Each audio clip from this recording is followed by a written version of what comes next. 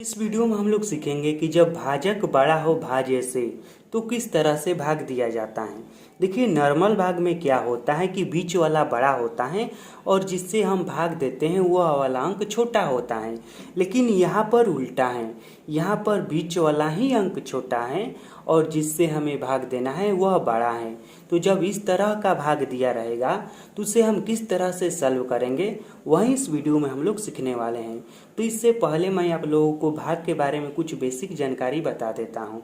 देखिए, इधर वाला जो अंक होता है, जिस अंक से हम भाग देने वाले होते हैं उसे भाजक कहते हैं, और जिस अंक में भाग दिया जाता है यानी कि जो बीच में होता है उसे भाज्य कहते हैं, और जो किनारे इधर अंक आता है उसे भागफल कहते हैं, और भाग देने के फलस्वरूप जो नीचे में कुछ अंक बच जाता है उसे शेष कहते हैं।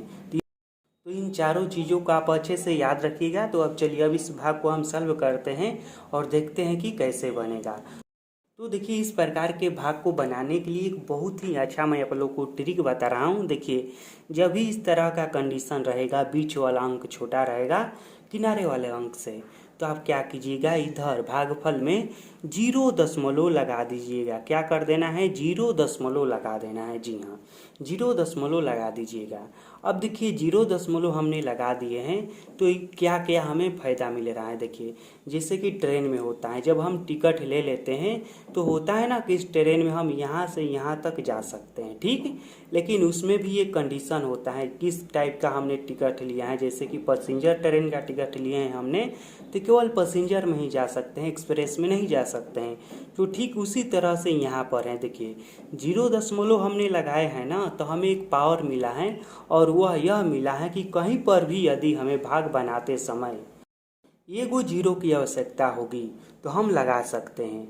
लेकिन यदि 2 0 की आवश्यकता पड़ गई एक साथ तो हम नहीं लगा सकते हैं। जैसे कि मान लीजिए, यहाँ पर यह 0 हमने लगाए हैं तो हमें यह छूट मिला है कि आप एक बार कहीं पर भी यदि एगो 0 की आवश्यकता है तो लगा सकते हैं। यदि मान लीजिए कि 1 0 की आवश्यकता यहाँ पर है और 1 0 की आवश्यकता हमें यहाँ पर पड़ेगी तो हम लगा सकते हैं।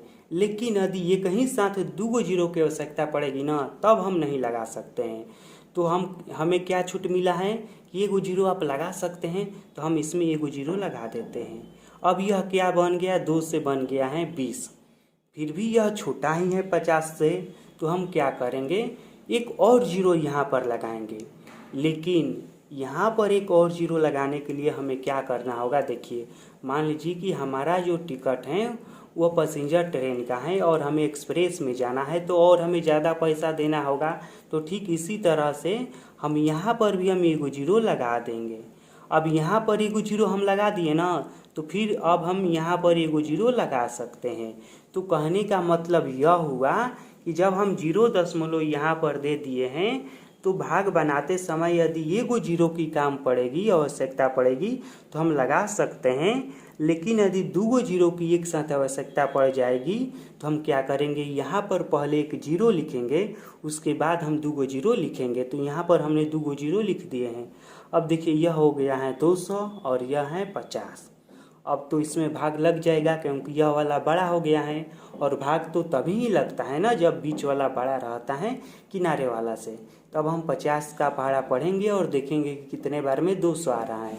तो देखिए, 50 50 दूनी का 100, 50 दिया 150 और 50 चौके 200 होता है। यानी कि 50 के पहाड़ा में 4 बार में 200 आता है। तो हम क्या करेंगे, इधर लिखेंगे 4 और इधर क्या लिखेंगे, हम 200 लिख देंगे, और इस इधर घटा देंगे। 0 में 0 कट हो जाएगा, सब कट जाएगा, और यही हो गया इसका राइट आंसर। इसका आंसर क्या आया, 0.04। फिर एक उदाहरण लेकर मैं आपको और अच्छे से समझा दे रहा हूँ कि इस तरह के भाग को कैसे बनाया जाता है। जैसे कि यहाँ पर मान लीजिए इस तरह से रहेगा, मान लीजिए इस बार 50 है, इस बार रहेगा 30 रहेगा, इस तरह से। और हमें भाग देना है किससे, मान लेते हैं कि हमें भाग देना है 1 से भाग देना है। तो हम कैसे देंगे, तो देखिए हम क्या करेंगे, यह छोटा है तो सबसे पहला काम यह करेंगे, यहाँ पर 0 लगा देंगे। 0 हमने लगा दिया है तो हमें यह छूट मिला है कि हम एक बार इसके साथ 0 लगा सकते हैं। कहीं पर भी यदि 1 0 की आवश्यकता पड़ेगी तो हम 1 0 लगा सकते हैं। तो हम यहाँ पर 1 0 लगा दिए हैं।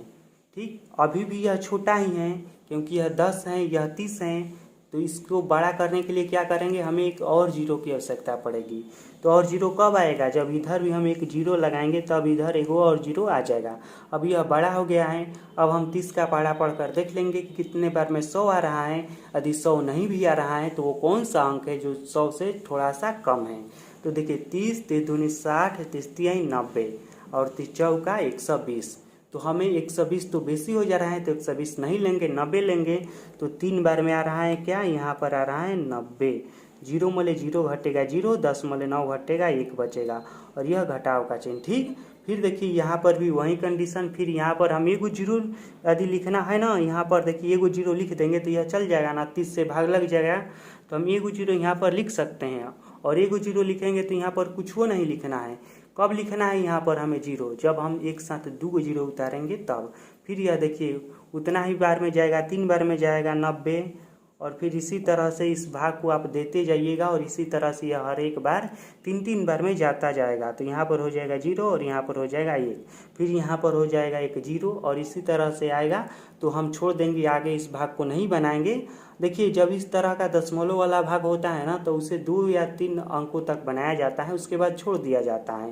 तो इसका आंसर हो गया क्या, इसका आंसर हो गया 0.033 और इस भाग का आंसर हो गया 0.04। तो इस तरह का भाग दिया रहेगा जिसमें भाजक बड़ा हो भाज्य से, तो इस तरह से बनाया जाता है।